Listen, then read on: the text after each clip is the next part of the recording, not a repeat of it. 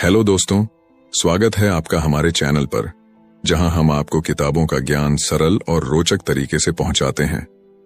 आज हम आपके लिए लेकर आए हैं एक ऐसी किताब की कहानी जिसने लाखों लोगों की सोच और जिंदगी को बदल दिया है। हम बात कर रहे हैं रॉबर्ट कियोसाकी की बेस्ट सेलर किताब रिच डैड पुअर डैड की। ये किताब आपको पैसे की समझ, फाइनेंशियल एजुकेशन और अमीर बनने की मानसिकता को गहराई से समझने का मौका देती है। इसमें दो डैड्स की कहानियां हैं, एक अमीर डैड और दूसरे गरीब डैड। दोनों के विचार और फैसले किस तरह से उनकी आर्थिक स्थिति को प्रभावित करते हैं, यही इस किताब का मुख्य संदेश है। इस वीडियो में हम आपको रिच डैड पुअर डैड के 6 सबक, सबसे जरूरी सिद्धांत और प्रेरणादायक कहानियों को हिंदी में सरल शब्दों में समझाने जा रहे हैं। अगर आप अपनी आर्थिक जिंदगी को बेहतर बनाना चाहते हैं तो ये वीडियो आपके लिए एक गाइड की तरह काम करेगा। इसमें आप जानेंगे कि पैसा आपके लिए कैसे काम कर सकता है, संपत्ति और कर्ज में फर्क क्या होता है, क्यों फाइनेंशियल एजुकेशन आपके स्कूल के सिलेबस से ज्यादा जरूरी है और अमीर लोग अपनी सोच से कैसे अमीर बनते हैं। यदि आपको वीडियो पसंद आए तो इसे लाइक और शेयर करें और हमारे चैनल को सब्सक्राइब करना ना भूलें, क्योंकि हमारा लक्ष्य है कि हम आपको वो ज्ञान दें जो आपकी जिंदगी को एक नई दिशा दे सके। चलिए अब बिना देरी के शुरू करते हैं इस अद्भुत सफर को और जानते हैं कि रॉबर्ट कियोसाकी की इस महान किताब ने हमें क्या सिखाया है। तो बात ऐसी है कि रॉबर्ट कियोसाकी, जो कि इस किताब के लेखक हैं, उनके 2 पिता थे। उनके एक पिता जो कि पढ़े लिखे और PhD होल्डर थे, मगर जिंदगी भर गरीबी रहे और गरीबी में ही मरे। इसीलिए ना रॉबर्ट उन्हें पुअर डैड कहते थे। वहीं उनके दूसरे पिता बहुत पढ़े लिखे तो नहीं थे, लेकिन काफी अमीर थे, इसीलिए रॉबर्ट उन्हें रिच डैड बुलाते थे। तो अब ये सोचने की बात है कि किसी भी इंसान के एक ही वक्त में 2 पिता कैसे हो सकते हैं। तो इसका जवाब यही है कि उनके गरीब पिता यानी कि रियल पिता का एक ही सपना था कि रॉबर्ट खूब मेहनत से पढ़ाई करने के बाद किसी बड़ी सी कंपनी में नौकरी करके अपने भविष्य को सुरक्षित कर ले। मगर रॉबर्ट के दूसरे पिता जो कि अमीर थे, वो एक्चुअली में रॉबर्ट के दोस्त माइक के पिता थे और वो चाहते थे कि रॉबर्ट अपनी जिंदगी में कुछ चैलेंजेस को ले, क्योंकि सारे सबक सिर्फ स्कूल में ही नहीं सीखे जाते। कुछ सबक ऐसे होते हैं जिन्हें इंसान अपनी जिंदगी के तजुर्बों से ही सीखता है। तो स्कूली पढ़ाई सिर्फ आपको अच्छे ग्रेड्स तो दिला सकती है, लेकिन जिंदगी की पढ़ाई बहुत कुछ सिखाती है। बेशक पढ़ाई लिखाई की अपनी अहमियत है, मगर सिर्फ इसके भरोसे बैठ करके ही सब कुछ हासिल नहीं किया जा सकता। तो चलिए जानते हैं कि एग्जैक्टली हमें क्या करना है और कैसे करना है। उसके लिए पहला सबक कहता है कि अमीर लोग पैसे के लिए काम नहीं करते। सुनने में थोड़ा अजीब है, लेकिन इस लाइन को समझने के लिए ये कहानी आपकी काफी मदद करेगी। तो होता ऐसा है कि एक आदमी था जिसके पास एक गड्ढा था। जब भी उसे अपने गड्ढे से कुछ मेहनत करवानी होती थी तो वो एक गाजर को उसके सामने लटका देता था। उस गाजर को देखते ही गधा उसे खाने के लालच में काम करता चला जाता था। उसे बड़ी उम्मीद थी कि एक दिन वो उस गाजर तक पहुंच ही जाएगा। अभी उस आदमी के लिए तो एक अच्छी खासी तरकीब बन गई काम करवाने की, मगर बेचारे गधे को कभी भी वो गाजर नहीं मिल पाई। अब पूछिए क्यों? क्योंकि वो गाजर बस एक छलावा है। बहुत से लोग ठीक उस गधे की तरह ही होते हैं। वो मेहनत पर मेहनत के लिए चले जाते हैं, इस उम्मीद में कि एक दिन वो अमीर बन जाएंगे, मगर पैसा उनके लिए महज एक सपना बन के रह जाता है। इस सपने के पीछे भागने से आप उस तक कभी नहीं पहुंच सकते। तो पैसे के लिए काम करने की बजाय पैसे को अपने लिए काम करने दीजिए।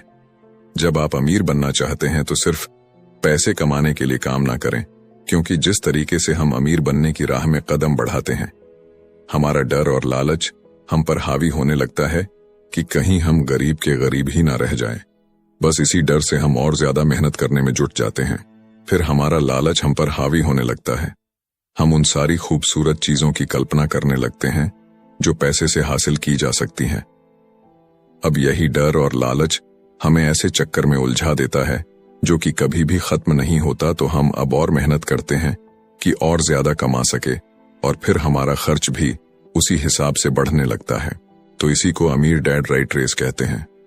अब इसका नतीजा ये हुआ कि हम पैसे कमाने के लिए हद से ज्यादा मेहनत करते हैं, खर्च करते हैं, और ये एक ट्रैप है, यानी कि ये एक जाल है और आपको लालच और डर का ये ट्रैप अवॉइड करना है, क्योंकि हम में से ज्यादातर लोग जो अमीर होना चाहते हैं वो इसी ट्रैप का शिकार हो जाते हैं। तो पैसे के पीछे मत भागिए, बल्कि पैसे को अपने पीछे भागने के लिए मजबूर कर दीजिए। आपकी नौकरी लगी है तो आप काम पर यह सोच करके मत जाइए कि हर महीने आपको एक पे चेक लेना है, क्योंकि वो पे चेक आपके सारे बिल्स मुश्किल से ही भर पाता है। वैसे ये हर महीने की कहानी बन जाती है। फिर तंग आकर के आप कोई दूसरी नौकरी ढूंढ करके और ज्यादा मेहनत करने लगते हैं, लेकिन तब भी आप पैसे के लिए ही काम कर रहे होते हैं, और यही वजह है कि आप कभी भी अमीर नहीं बन पाते। सच का सामना कीजिए। आपकी जवाबदेही खुद के लिए है, ना कि दूसरों के लिए। तो आपके जो भी सवाल है वो आप खुद से पूछिए, क्योंकि उनका जवाब सिर्फ आपके ही पास है।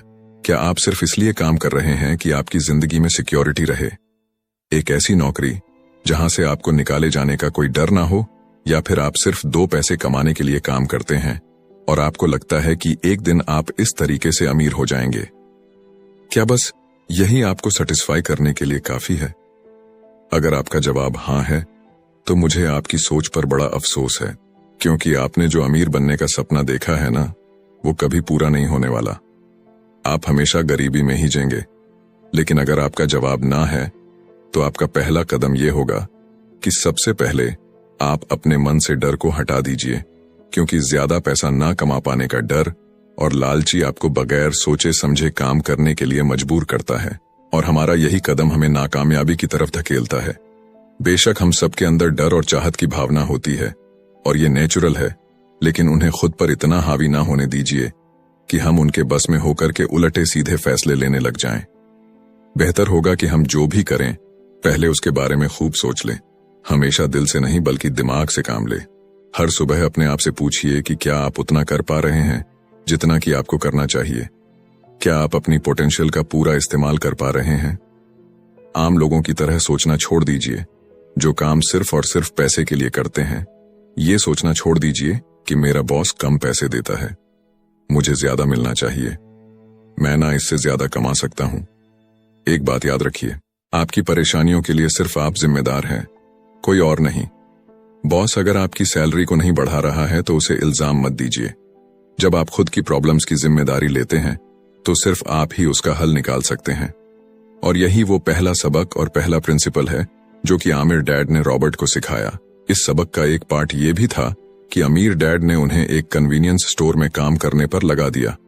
उन्हें इस काम के कोई पैसे नहीं मिले, वो बस काम करते रहे, और इसका फायदा ये हुआ कि वो अपने दिल से काम में लगे रहे, और इस दौरान कई नए आइडियाज उनके दिमाग में आते रहे। पैसे को अपने पीछे कैसे भगाया जाए, इस बारे में उन्हें कई विचार मिले। उन्होंने देखा कि उस स्टोर की क्लर्क कॉमिक्स बुक के फ्रंट पेज को 2 हिस्सों में फाड़ देती थी। आधा हिस्सा वो रख लेती और आधा हिस्सा फेंक देती थी, तो देर शाम में स्टोर में एक डिस्ट्रीब्यूटर आया करता था। वो कॉमिक्स बुक्स के ऊपरी आधे हिस्से को क्रेडिट के लिए लेता, पर बदले में नई कॉमिक्स बुक्स दे जाया करता। तो एक दिन उन्होंने उस डिस्ट्रीब्यूटर से पूछा कि क्या वो पुरानी कॉमिक्स बुक्स ले सकते हैं। वो इस शर्त पर मान गया कि वो उन कॉमिक्स को बेचेंगे नहीं। ये उनके दिमाग में बिजनेस का एक नया आइडिया था। उन्होंने वो पुरानी कॉमिक्स बुक्स अपने दोस्तों और बाकी बच्चों को पढ़ने के लिए किराए पर देनी शुरू कर दी। बदले में वो हर किताब का 10 सेंट किराया वसूल करते थे। हर किताब सिर्फ 2 घंटे के हिसाब से पढ़ने के लिए दी जाती थी, तो असल मायनों में वो उन्हें बेच नहीं रहे थे। उन्हें उस गैराज पर काम भी नहीं करना पड़ा जहां से वो कॉमिक्स किराए पर देते थे। उन्होंने माइक की बहन को काम पर रखा, जिसके लिए उसे हर हफ्ते $2 दिया जाता। तो एक ही हफ्ते में उन्होंने $9.5 कमाए, और इस तरह उन्होंने सीखा कि पैसे को खुद के लिए काम करने दो, न कि आप पैसे के लिए काम करो। तो इसी के साथ अब आगे है दूसरा सबक, जो कहता है कि फाइनेंशियल लिटरेसी क्यों सिखाई जाए।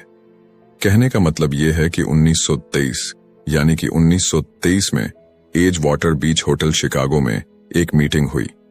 दुनिया के बहुत से लीडर और बहुत ही अमीर बिजनेसमैन इस मीटिंग का हिस्सा बने।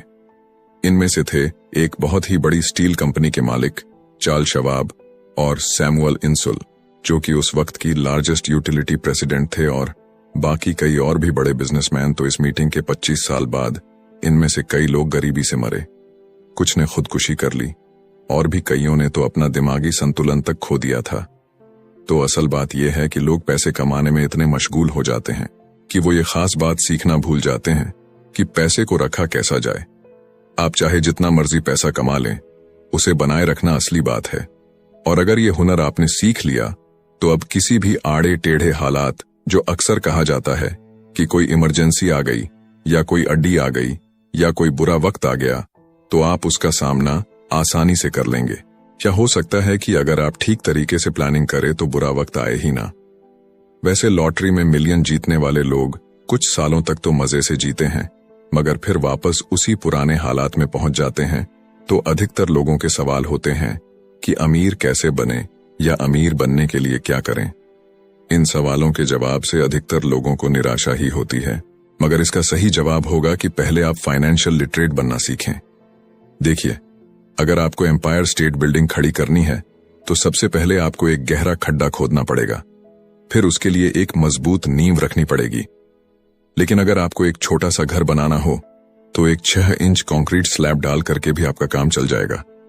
मगर अफसोस तो इसी बात का है कि हम में से ज्यादातर लोग 6 इंच स्लैब पर एक एम्पायर स्टेट बिल्डिंग खड़ी करना चाहते हैं, और वो ऐसा करते भी हैं तो जाहिर सी बात है कि बिल्डिंग टूटेगी ही टूटेगी। गरीब डैड रॉबर्ट से बस यही चाहते थे कि वो खूब पढ़ाई करे, लेकिन अमीर डैड उसे फाइनेंशियली लिटरेट बनाना चाहते थे। ज्यादातर स्कूल सिस्टम बस घर बनाना सिखाते हैं, मजबूत फाउंडेशन नहीं। स्कूली शिक्षा और पढ़ाई की अपनी अहमियत है, मगर असल जिंदगी में यही सब कुछ नहीं है। और इसी के साथ आगे है तीसरा सबक, जो कि कहता है कि लायबिलिटीज और एसेट्स के बीच में फर्क समझे और हमेशा एसेट्स खरीदे। वैसे सुनने में ये बड़ी आसान सी बात लगती है ना, लेकिन यही एक नियम है जो आपको अमीर बनाने में मदद करेगा। अक्सर गरीब और मिडिल क्लास लोग लायबिलिटीज को यानी कि जिम्मेदारियों को एसेट्स समझ लेते हैं, यानी कि अपनी संपत्ति समझ लेते हैं। मगर अमीर जानता है कि असल में एसेट्स होते क्या हैं, और वो वही खरीदता है अमीर डैड। किस यानी कि KISS किस प्रिंसिपल में यकीन रखते हैं, जिसका मतलब है कीप इट सिंपल स्टूपिड। उन्होंने लेखक और उसके दोस्त माइक को यही सिंपल बात सिखाई, जिसकी बदौलत वो इतनी मजबूत फाउंडेशन रखने में कामयाब रहे। इसी की यही सिंपल बात है कि लायबिलिटीज यानी कि अपनी जिम्मेदारियों और एसेट्स यानी कि संपत्ति के बीच में फर्क को समझे और एसेट्स खरीदे। लेकिन अगर ये इतना ही सिंपल है तो हर आदमी अमीर होता है ना। मगर यहाँ पर मामला उल्टा है। ये एक्चुअली में इतना सिंपल है कि हर कोई इस बारे में सोचता तक नहीं है। लोगों को लगता है कि उन्हें लायबिलिटीज और एसेट्स के बीच में फर्क पता है, मगर उन्हें सिर्फ लिटरेसी के बारे में मालूम है, फाइनेंशियल लिटरेसी के बारे में नहीं। मतलब ये कि इनकम स्टेटमेंट को प्रॉफिट और लॉस का स्टेटमेंट मानकर चलना चाहिए। इसका सिंपल सा मतलब है कि इनकम यानी कि आपके पास कितना पैसा आया, और एक्सपेंस यानी कि आपके पास से कितना पैसा खर्च हुआ। बैलेंस शीट एसेट्स और लायबिलिटीज के बीच बैलेंस बताती है। बहुत से पढ़े लिखे अकाउंटेंट को भी ये पता नहीं होता है कि आखिर बैलेंस शीट और इनकम स्टेटमेंट कैसे एक दूसरे से जुड़े हैं। और अगर हम इस बात को समझना चाहें तो एसेट्स वो चीजें होती हैं जो आपके लिए पैसे कमाने का काम करती हैं। मान लीजिए आप कोई घर खरीद करके उसे किराए पर देते हैं, तो उसी किराए से आप वो लोन भी चुका सकते हैं जो आपने घर खरीदने के लिए लिया था। अब घर भी आपका हुआ और उससे मिलने वाला किराया भी।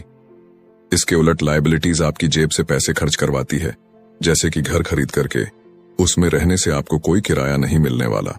तो अब आप समझ गए होंगे कि अगर अमीर बनना है तो एसेट्स खरीदिए, और गरीब ही रहना है तो लायबिलिटीज। अमीर लोगों के पास ज्यादा पैसा इसलिए होता है कि वो इस KISS keep it simple stupid principle पर यकीन करते हैं। वहीं दूसरी तरफ गरीब लोग इस प्रिंसिपल को ठीक से समझ ही नहीं पाते। इसीलिए इस बात पर जोर दिया जा रहा है कि सिर्फ लिटरेट नहीं बल्कि फाइनेंशियल लिटरेट बनिए। सिर्फ नंबर से कुछ नहीं होता। फर्क तो तब पड़ता है जब आप अपनी कहानी खुद लिखे। अधिकतर परिवारों में देखा गया है कि जो मेहनती होता है उसके पास पैसा भी ज्यादा होता है, मगर उसका फायदा क्या? जब सारा पैसा लायबिलिटीज में ही खर्च हो जाए तो आइए समझते हैं कि मिडिल क्लास आदमी अपना पैसा किस तरीके से खर्च करता है। और अगर यही उनका तरीका रहता है तो सारी जिंदगी वो मिडिल क्लास ही बनकर रहेंगे, या क्या पता उससे भी नीचे चले जाएं, क्योंकि आप देख सकते हैं कि उनका सारा पैसा लायबिलिटीज यानी कि जिम्मेदारियों में ही खर्च हो रहा है। कभी मोर्टगेज, कभी रेंट, कभी car loan, house loan, credit card का बिल फीस, बिजली का बिल और भी ना जाने क्या क्या, उनकी सारी कमाई इसी में खर्च हो जाती है। दूसरी ओर गरीब लोग हैं जिनकी कोई लायबिलिटी तो नहीं है, मगर उनके कोई एसेट्स भी तो नहीं होते। वो भी पैसा कमाते हैं, सैलरी पाते हैं, मगर हर रोज के खर्चों में उनका सारा पैसा उड़ जाता है। माना कि एक गरीब आदमी $1000 कमाता है, उसमें से $300 वो अपने छोटे से घर के किराए में खर्च करता है, $200 उसके आने जाने का किराया, $200 टैक्स और $300 खाने और कपड़ों में खर्च हो जाता है। तो अब उसके पास बचा क्या? कुछ भी नहीं, और कभी कभी तो उधार लेकर के भी उसे काम चलाना पड़ता है, जिससे कि वो और भी ज्यादा गरीब हो जाता है। इसके विपरीत अमीर लोग एसेट्स खरीद के रखते हैं, फिर उनके वो एसेट्स उन्हें और पैसा कमा कर देते हैं। उनकी कमाई इस तरह 2 से 4, 4 से 8 होती जाती है। अधिकतर अमीर लोग दिमाग से काम लेते हैं और वो घर लोन पर लेकर उसे किराए पर लगा देते हैं। बिना मेहनत के हर महीने किराया मिलता है, जिससे वो अपना लोन भी चुकता कर लेते हैं। इसे कुछ यूं समझते हैं, आप मानिए कि लोन की इंस्टॉलमेंट $1 है, तो ये अपने घर का $2 किराया वसूल करेंगे, $1 बैंक को देंगे, $1 अपनी जेब में तो हो गया ना, बिना मेहनत के पैसा कमाना। तो एक्चुअली में अमीर डैड और गरीब डैड के बीच बस सोच का फासला है। अपना पैसा कैसे खर्च करें, सिर्फ यही मुद्दे की बात है और कुछ नहीं। 1966 के दिनों में अगर बच्चों से पूछा जाता था कि वो बड़े होकर क्या बनेंगे, तो सबके पास यही जवाब होता था कि वो अच्छे ग्रेड्स लाएंगे और डॉक्टर बनेंगे, इंजीनियर बनेंगे। तब सबको यही लगता था कि अच्छे ग्रेड्स लेकर के वो बहुत पैसा कमा सकेंगे। हालांकि उनमें से बहुत बच्चे आज बड़े होकर के डॉक्टर बन चुके हैं।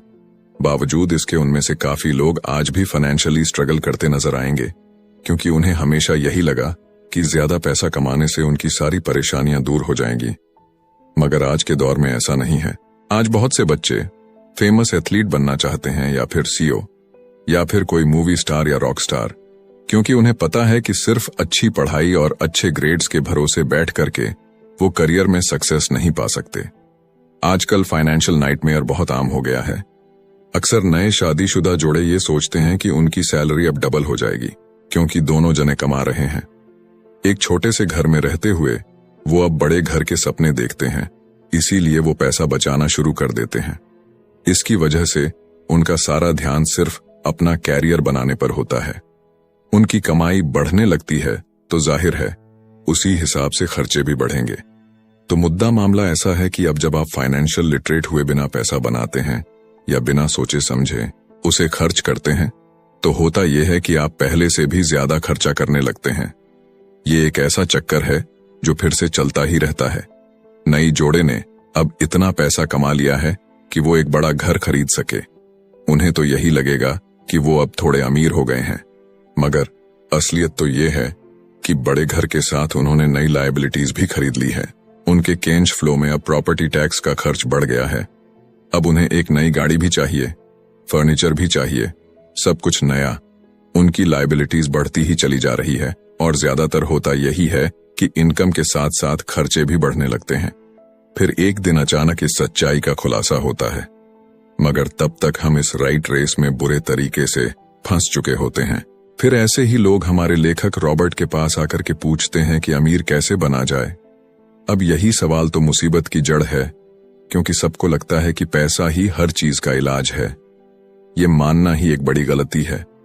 उनकी समस्या ये नहीं है कि वो ज्यादा पैसा नहीं कमा रहे, बल्कि ये है कि जो कुछ उनके पास है उसे हैंडल कैसे करें। वैसे एक कहावत है जो यहाँ पर लागू होती है, जब तुम खुद को एक गहरे गड्ढे में पांव तो और खोदना छोड़ दो। क्योंकि ज्यादातर लोग पब्लिक स्पीकिंग से घबराते हैं। मनोचिकित्सक यानी कि साइकेट्रिस्ट का मानना है कि लोग इसलिए घबराते हैं क्योंकि उन्हें रिजेक्शन का डर होता है, औरों से अलग होने का डर होता है। लोग हमारे बारे में क्या सोचेंगे या हम पर वो कहीं हंसेंगे तो नहीं, बस यही सोचकर कि ज्यादातर लोग पब्लिक स्पीकिंग से दूर भागते हैं। वो वही करना पसंद करते हैं जो सब कर रहे होते हैं। ऐसे लोग खुद को भीड़ का हिस्सा बना करके संतुष्ट हो जाते हैं। आपका घर आपका सबसे बड़ा एसेट है, लोन लीजिए। अरे अब तो प्रमोशन हो गया है, अब तो सैलरी बढ़ गई है, तो नया घर तो ले ही लो। यही सब बातें ना हम लोगों से सुनते आ रहे हैं, और फिर हम भी ना उसी रास्ते पर चल पड़ते हैं, क्योंकि जो सब कर रहे हैं वो जरूर से सही ही होगा। भाई इतने सारे लोग मिलकर के कोई गलती तो नहीं कर सकते। ना ऐसा हम सोचते हैं, राइट? मगर नहीं, ऐसा बिल्कुल भी नहीं है।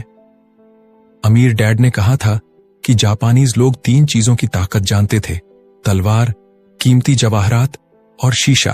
तलवार बाजुओं की ताकत का प्रतीक है, कीमती जवाहरात पैसे की ताकत का, और शीशा खुद के अंदर छुपी हुई ताकत को दिखाता है, और वही हमारी सबसे बड़ी ताकत है। जब आप खुद को जानते हैं शीशे के सामने, अगर आप खुद से सवाल पूछ सकते हैं कि मैं सही हूं या मुझे भी भीड़ का हिस्सा बनकर रहना चाहिए, तो जो जवाब आपको मिलेगा बस वही आपकी असली ताकत है। तो गरीब और मिडिल क्लास खुद को पैसे का गुलाम बनने देते हैं, इसीलिए वो कभी भी अमीर नहीं बन पाते।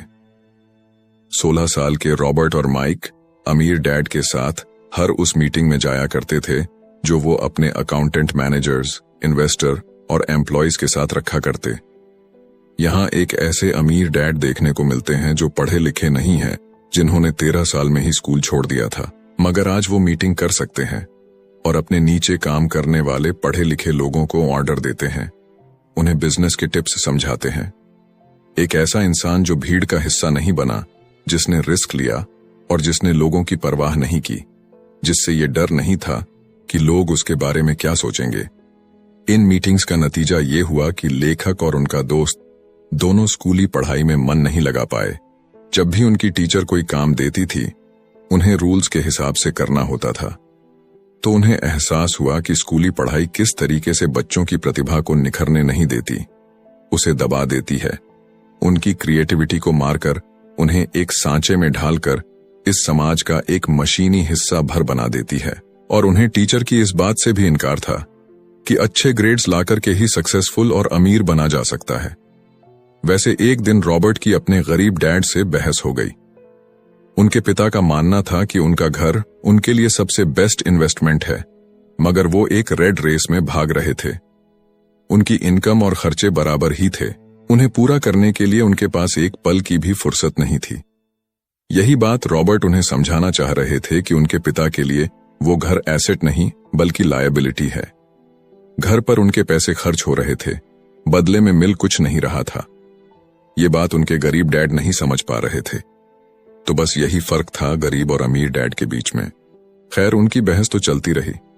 उन्होंने अपने गरीब पिता को बताया कि अधिकतर लोगों की जिंदगी लोन चुकाने में ही निकल जाती है।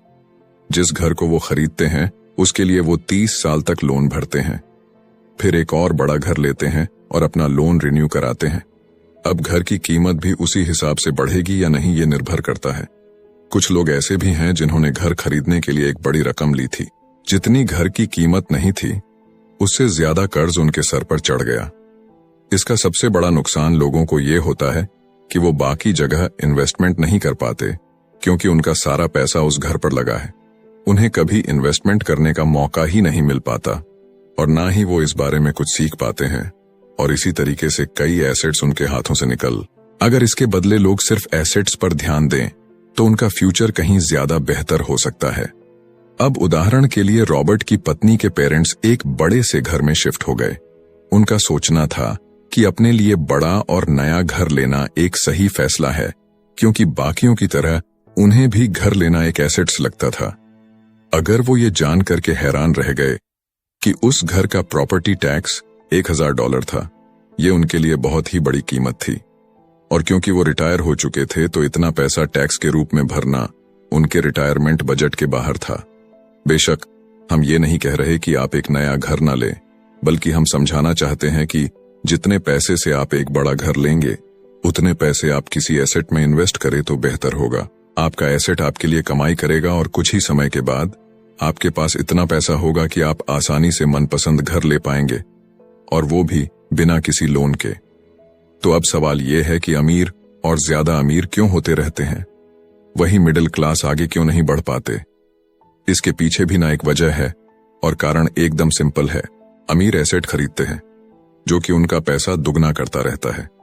उस पैसे से उनके सारे खर्चे मजे में निपट जाते हैं, और मिडिल क्लास क्या करते हैं? वो तो बस महीने की एक तारीख का इंतजार करते हैं। जब उनकी सैलरी आई तो सारी की सारी सैलरी तो खर्चों को पूरा करने में खत्म हो जाती है, तो इन्वेस्टमेंट कहां से होगा? और फिर जब सैलरी बढ़ती है तो उस पर टैक्स भी बढ़ जाता है, और उसी हिसाब से बाकी खर्चे भी। और फिर अंत में वही राइट रेस चलती रहती है। कहने का मतलब ये है कि एक कर्ज में डूबा समाज जहां पर हम रहते हैं, मतलब ये कि अपने घर को एसेट समझना ही वो रीजन है जो कि हमें कर्ज के बोझ तले दबाती है। आज यही अधिकतर लोगों की सोच है। अगर सैलरी बढ़ी है तो लोग सोचते हैं कि अब वो बड़ा सा घर ले सकते हैं, क्योंकि उन्हें ये अपने पैसे का सही इस्तेमाल लगता है। इसके बदले अगर वो पैसा सही जगह लगाया जाए तो उनकी जिंदगी हमेशा के लिए बदल सकती है। लेकिन ऐसा हो नहीं पाता, क्योंकि उनका सारा वक्त हाड़ तोड़ मेहनत करने में चला जाता है। अपनी नौकरी को सेफ जोन समझ करके वे उससे अलग कुछ सोच ही नहीं पाते, और साथ ही उन पर कर्ज का इतना बोझ होता है कि वो नौकरी छोड़ने का रिस्क ले ही नहीं सकते। अब जरा खुद से सवाल कीजिए कि आज आप नौकरी छोड़कर बैठ जाते हैं तो कितने दिन आपका गुजारा चलेगा? क्योंकि अगर आप फाइनेंशियली लिटरेट नहीं है, अगर आपने सारी उम्र सिर्फ सैलरी के भरोसे ही काटी है और एसेट्स के बदले आपने लायबिलिटीज पाल ली है, तो यकीनन आपकी जिंदगी बहुत ही कड़ी चुनौती है। सिर्फ नेटवर्थ के भरोसे आपका काम नहीं चल सकता। नेटवर्थ बताता है कि आपके पास वाकई में कितना पैसा है, चाहे वो गैराज में पड़ी पुरानी कार के रूप में ही क्यों ना हो। अब भले ही वो कार कुछ काम की ना हो, जबकि वेल्थ का मतलब है कि आपके पास जो पैसा है उससे आप कितना और पैसा कमा रहे हैं। जैसे कि मान लीजिए कि आपके पास कोई एसेट है जिससे हर महीने मुझे $3000 की कमाई हो जाती है और हर महीने आपके $6000 खर्च होते हैं, तो मैं सिर्फ आधे महीने ही अपना गुजारा कर पाऊंगी। तो सल्यूशन ये होगा कि अपने एसेट से मिलने वाले पैसे को आप बढ़ा दें। जब वो $6000 आपको मिलने लगेगा तो आप रातों रात अमीर नहीं हो जाएंगे, मगर इस तरह आप वेल्थी होने लगेंगे। अब अगर आप अचानक नौकरी छोड़ते भी हैं तो आपके एसेट्स आपका सारा खर्च कवर कर लेंगे। अब वेल्थी तभी बन पाएंगे जब आपके खर्च आपके एसेट्स की ग्रोथ से कम रहे, और इसी के साथ आगे है चौथा सबक, जो कहता है कि अपने काम से काम रखें। दुनिया की सबसे बड़ी फूड चैन मैकडोनाल्ड के फाउंडर रे क्रॉकनी एक MBA क्लास में की स्पीच थी। ये 1947 की बात है। उनकी ये स्पीच बड़ी ही शानदार थी। लोगों को प्रेरित करने वाले स्पीच के बाद जब MBA क्लास के स्टूडेंट्स ने कुछ वक्त उनके साथ बिताने की गुजारिश की तो वो उनके साथ बियर पीने चले गए। बातों बातों में रे ने अचानक एक सवाल किया कि क्या आप लोग जानते हैं कि मैं किस बिजनेस में हूं? अब ये बात तो सबको मालूम थी कि वो हैमबर्गर बेचते थे। इस बात पर वो हंसने लगे और बोले कि उनका असल बिजनेस तो रियल एस्टेट है, क्योंकि मैकडोनाल्ड के लिए हर लोकेशन का चुनाव सोच समझ कर किया जाता है। जहां उसकी फ्रेंचाइज बनाई जाती है वो जमीन भी साथ ही बेची जाती है। तो इसका सीधा सा मतलब है कि मैकडोनाल्ड की फ्रेंचाइज खरीदने वाले को वो जमीन भी खरीदनी पड़ती थी। तो इस तरीके से ये एक रियल एस्टेट बिजनेस भी हुआ। यही सबक अमीर डैड ने रॉबर्ट को सिखाया कि अक्सर लोग खुद के लिए छोड़ करके बाकी सबके लिए काम करते हैं।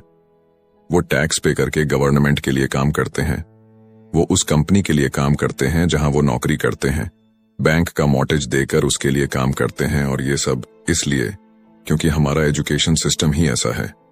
स्कूल हमें एम्प्लॉय बनना सिखाता है, ना कि एम्प्लॉयर। जो आप पढ़ते हैं वही आप बनते हैं। अगर आपने साइंस पढ़ी है तो डॉक्टर, मैथमेटिक्स पढ़ी है तो इंजीनियर, मतलब जो भी आपने पढ़ा है वो आप बने। अब मुसीबत तो ये है कि इससे छात्रों का कोई भला नहीं हो पाता, क्योंकि वो नौकरी और बिजनेस के बीच के फर्क में उलझ कर रह जाते हैं।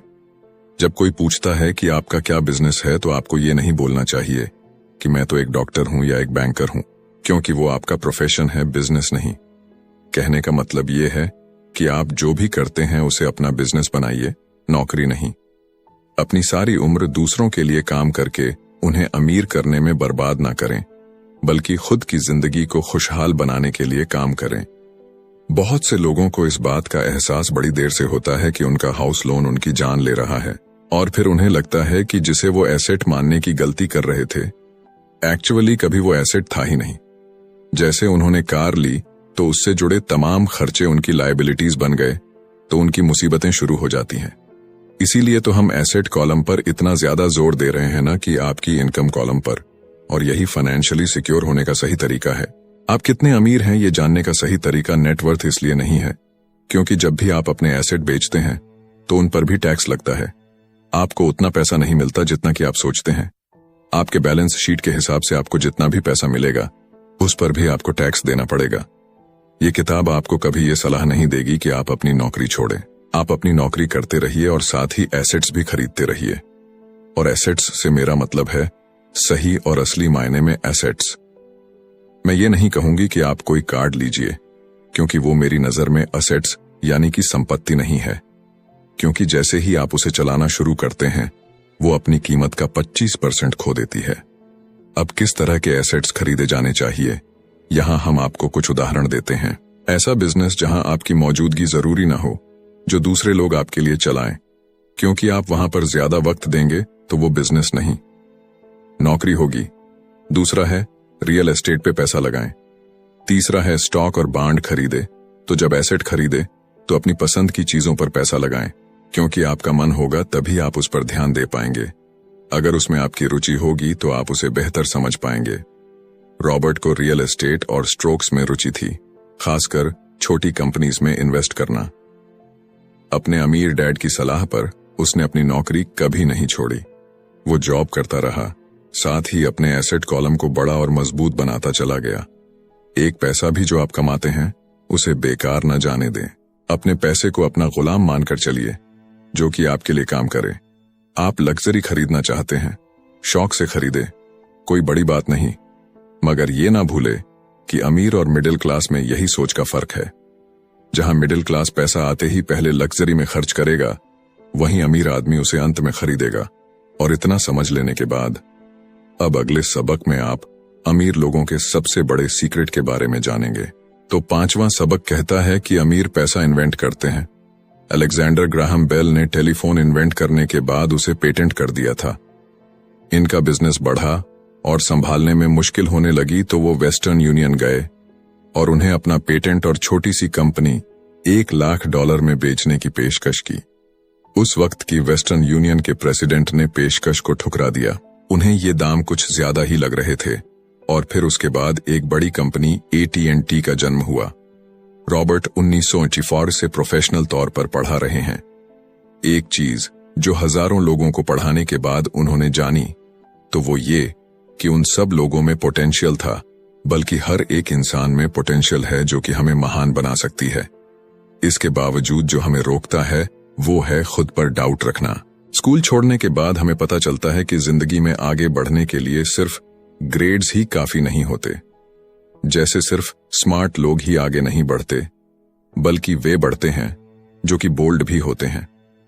ये सच है कि फाइनेंशियल जीनियस होने के लिए इसकी नॉलेज भी होनी चाहिए, मगर साथ ही हिम्मत और बोल्डनेस भी चाहिए।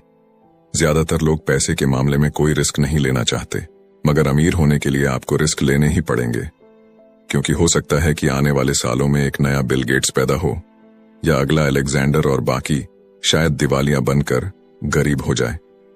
अब ये आपकी मर्जी है, आप इनमें से क्या बनना चाहते हैं। अगर आप अपना फाइनेंशियल IQ बढ़ाते हैं तो बहुत कुछ हासिल कर सकते हैं, और अगर नहीं तो आने वाले साल और भी डरावने हो सकते हैं, क्योंकि हर पुराना जाता है तो नया आता है। तो जो आज है वही सबसे खुशहाल वक्त है। आज के दौर में लोग ज्यादा फाइनेंशियली स्ट्रगल कर रहे हैं क्योंकि उनकी सोच अभी भी पुरानी है। फिर वे अपनी गलती ना मानकर या तो अपने बॉस को इल्जाम देंगे या नई टेक्नोलॉजी को। जो कभी कल के दौर में एसेट था वही आज लायबिलिटी बन चुका है, तो आपको अपडेट रहने की जरूरत है। रॉबर्ट ने एक गेम डिजाइन किया जिसे वो कींच फ्लो कहते हैं।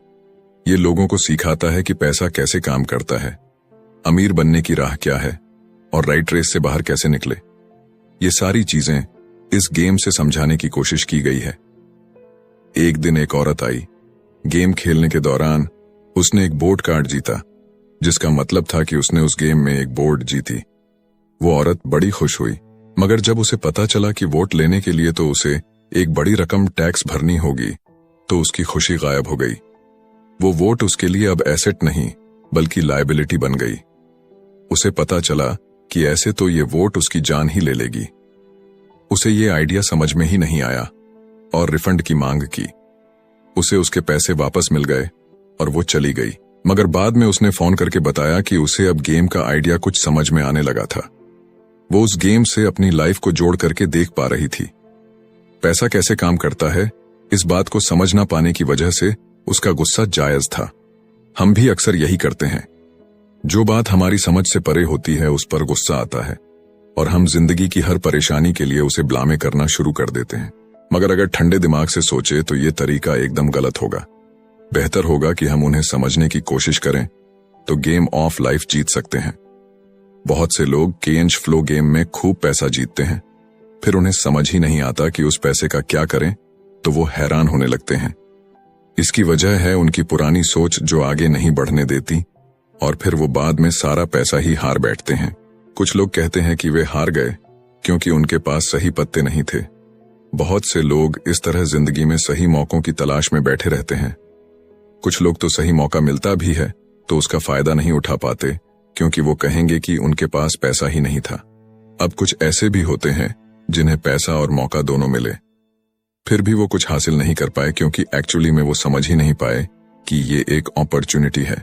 फाइनेंशियल इंटेलिजेंस का मतलब है कि आप पैसे को लेकर कितने क्रिएटिव हो सकते हैं। अगर आपको मौका मिलता है तो बगैर पैसे के आप क्या करेंगे, और अगर पैसा है मगर मौका नहीं तो उस सूरत में आप क्या करेंगे। ये सब आपकी फाइनेंशियल इंटेलिजेंस पर निर्भर करता है।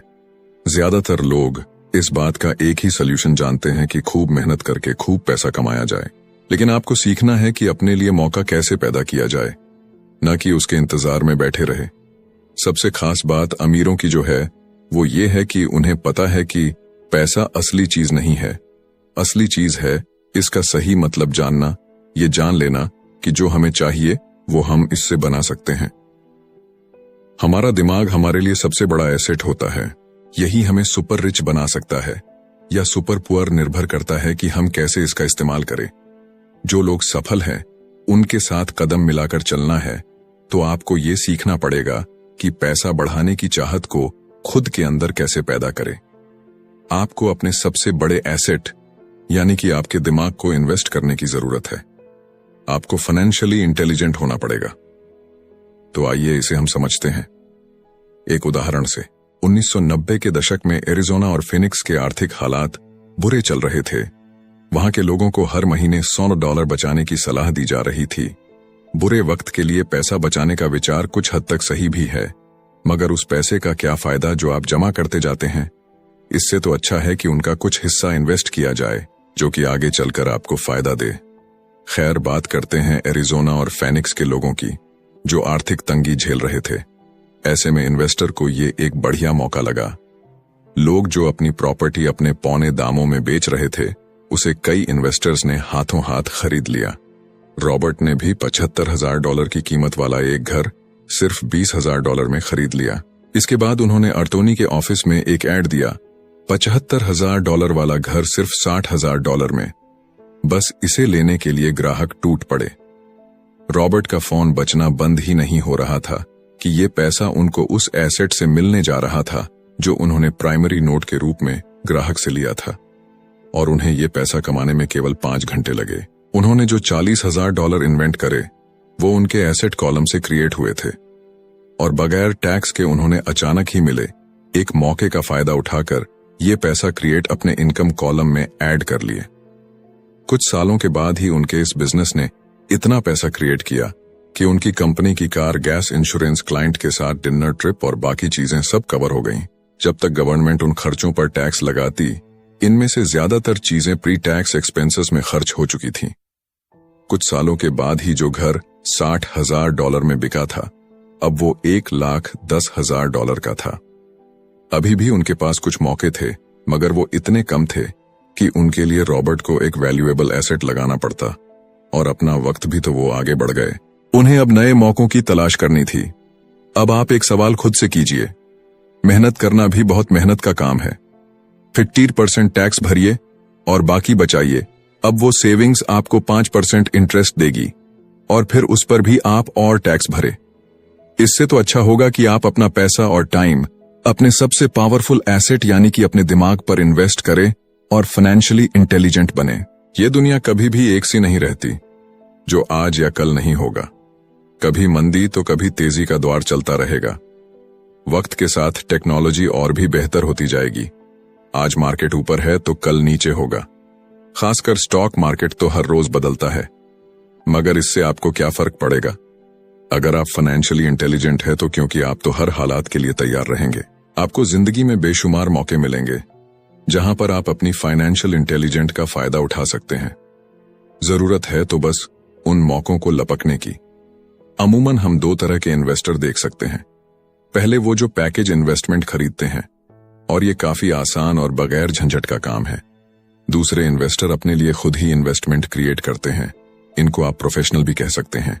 जितना ये इन्वेस्ट करते हैं उससे कई गुना ज्यादा पैसा बना लेते हैं। अब अगर आप इस तरह के इन्वेस्टर बनना चाहते हैं तो आपको खास तौर पर इन 3 स्किल्स को समझने की जरूरत है। पहली, ऐसी अपॉर्चुनिटी ढूंढिए जो कि बाकी न ढूंढ सके। याद रहे कि आपका दिमाग वो देख सकता है जो बाकियों की आंखें भी नहीं देख पाए। दूसरा है, पैसा बढ़ाइए। जब पैसे की जरूरत पड़े तो मिडिल क्लास केवल बैंक जाता है, मगर दूसरे टाइप के इन्वेस्टर पैसा बढ़ाकर के कैपिटल रेस करते हैं। उन्हें हमेशा बैंक की जरूरत नहीं पड़ती। और आगे ये तीसरा, स्मार्ट लोगों को ऑर्गेनाइज कीजिए। इंटेलिजेंट लोग वो होते हैं जो अपने से ज्यादा स्मार्ट लोगों के साथ मिलकर के काम करते हैं।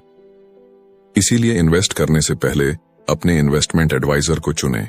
मुझे मालूम है कि ये सब आपके लिए कुछ ज्यादा है, मगर इसके रिवॉर्ड्स तो बड़े ही शानदार हैं। जिंदगी में रिस्क बहुत है, लेकिन उन्हें हैंडल करना सीख करके ही आप अमीर बन पाएंगे। और इसी के साथ आगे है 6वां सबक, सीखने के लिए काम करें, पैसे के लिए नहीं। तो बात ऐसी है कि एक बार एक जर्नलिस्ट ने रॉबर्ट का इंटरव्यू लिया था। रॉबर्ट उसके आर्टिकल पहले भी पढ़ चुके थे और उस जर्नलिस्ट के लिखने के स्टाइल से बहुत ही प्रभावित थे।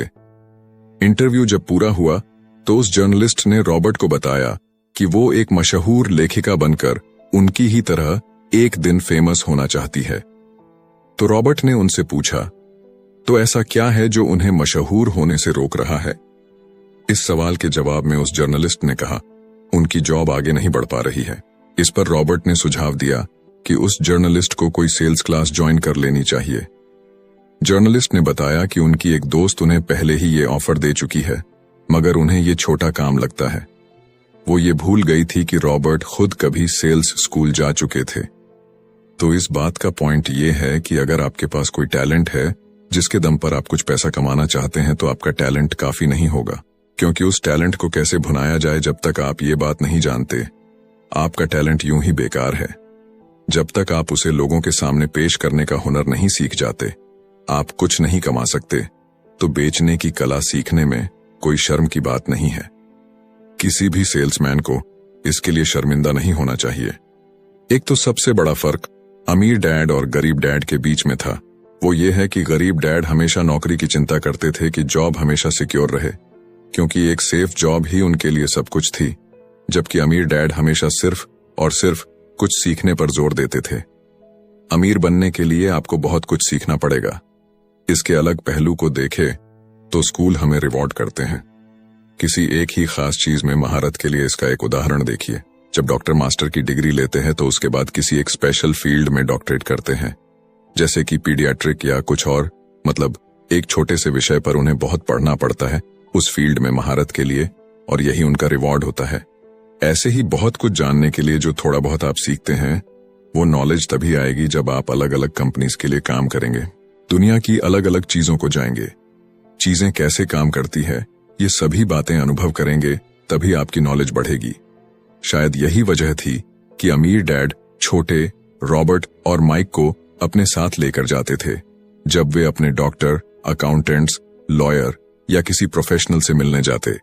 जब रॉबर्ट ने मैरिन कॉर्प्स ज्वाइन करने के लिए अपनी हाई पेइंग जॉब छोड़ी, तो उसके गरीब मगर पढ़े लिखे पिता समझ नहीं पा रहे थे कि रॉबर्ट ने ऐसी शानदार नौकरी क्यों छोड़ी।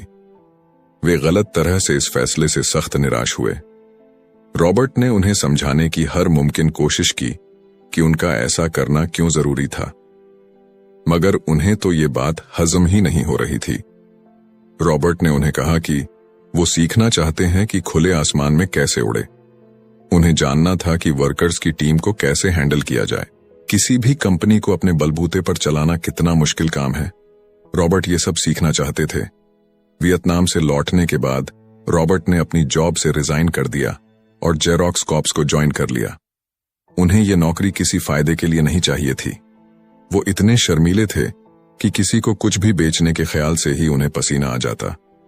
अपनी इसी कमी को दूर करने के लिए उन्होंने जेरोक्स के सेल्स ट्रेनिंग प्रोग्राम की शिक्षा ली। इसके बाद रॉबर्ट ने खुद अपनी कंपनी की शुरुआत की और अपना पहला शिपमेंट भेजा। वे अगर इसमें नाकामयाब रहते तो पक्का दिवालिया हो जाते, लेकिन उन्होंने ये रिस्क लिया और अपने अमीर डैड की सीख को याद रखा कि बेशक आप 30 की उम्र से पहले दिवालिया होने का रिस्क ले सकते हो, क्योंकि इस उम्र में आपको रिकवर होने का मौका भी मिल जाता है। ज्यादातर एम्प्लॉय अपने वर्कर्स को इतना तो पे करते हैं कि वो काम छोड़कर ना जाए, और ज्यादातर वर्कर भी जी फाड़ करके इसलिए मेहनत करते हैं कि वो काम से निकाले ना जाए। इसीलिए तो उन्हें सिर्फ अपनी सैलरी और कंपनी से मिलने वाले फायदों से ही मतलब होता है। इस सोच के साथ उनके कुछ साल तो बढ़िया गुजरते हैं, मगर ये लंबे समय तक काम नहीं करता। तो क्यों ना आप वो सब कुछ अभी सीखें जो आप सीखना चाहते हैं, इससे पहले कि आप कोई एक खास प्रोफेशन अपने लिए चुनें, क्योंकि अगर एक बार आपने अपना प्रोफेशन चुन लिया तो आप हमेशा के लिए उसी में बंध कर रह जाएंगे। तो दोस्तों, इसी के साथ ये समरी यहीं पर समाप्त होती है। धन्यवाद।